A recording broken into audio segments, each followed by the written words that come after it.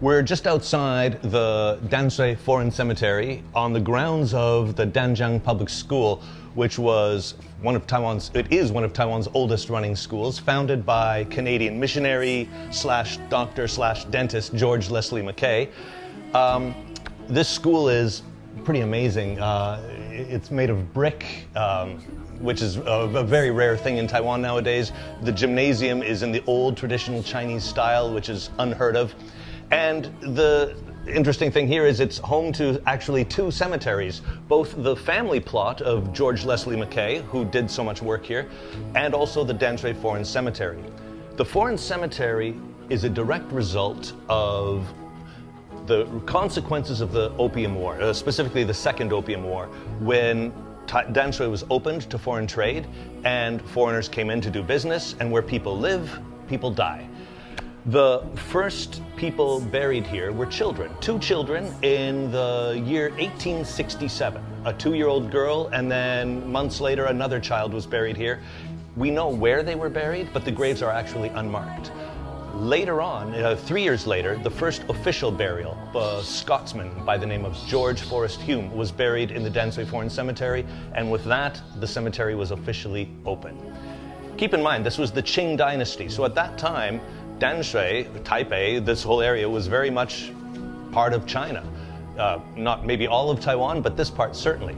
That changed just 20 years later, 1895, when under the Treaty of Shinseki, I think. Shimonoseki, thank you. Taiwan was ceded to the Japanese, and from that point on, until the end of World War II, all of Taiwan was under Japanese control. So the cemetery also saw a lot of people being buried in that time. Following the retreat of the Japanese, Taiwan was sort of given to the KMT, and with the Republic of China now established in Taiwan, the cemetery again sort of changed jurisdictions. It was now no longer part of Japan, but now it was part of the Republic of China. Following World War II, the cemetery was looked after by the British consulate here until they left in the late 60s, when they no longer recognized the Republic of China as being the sovereign representative of all of China.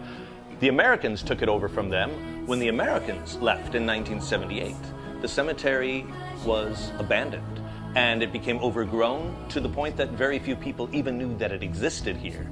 Until the mid-80s, when someone approached a longtime Canadian resident, Pierre Loisel Sr., with reports of a mysterious graveyard somewhere in Tamsui that had some historical significance. And they asked, would he be interested? At that time, Pierre Loisel was the head of the Canadian Society, which is now known as the Canadian Chamber of Commerce in Taiwan. He was very interested, and since that time, it has been under the stewardship of the Canadian Chamber of Commerce. The cemetery was actually completely overgrown. You could not tell from the outside that there was even a cemetery here. Things grow fast in Taiwan. There's a lot of rain, a lot of warm weather, and it's a jungle. So when he came in, he could barely believe it.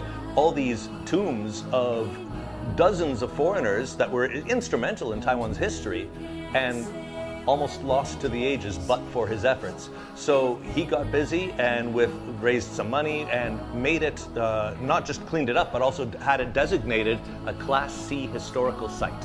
Which brings us to the present day, where now, I would say quarterly at least, we come in and clean things up, and at least once or twice a year we actually have an event here where people are we share some drinks and we clean it up and we repaint the lettering on the tombstones, because this is an important part of Taiwan's history and foreign history in Taiwan. So for me as a longtime resident of Taiwan, it's especially important because it shows that my country has had an impact inside Taiwan, not just for years, but for over 100 years. And this sort of is a way I can pay tribute to both countries at the same time with something that's very meaningful to me.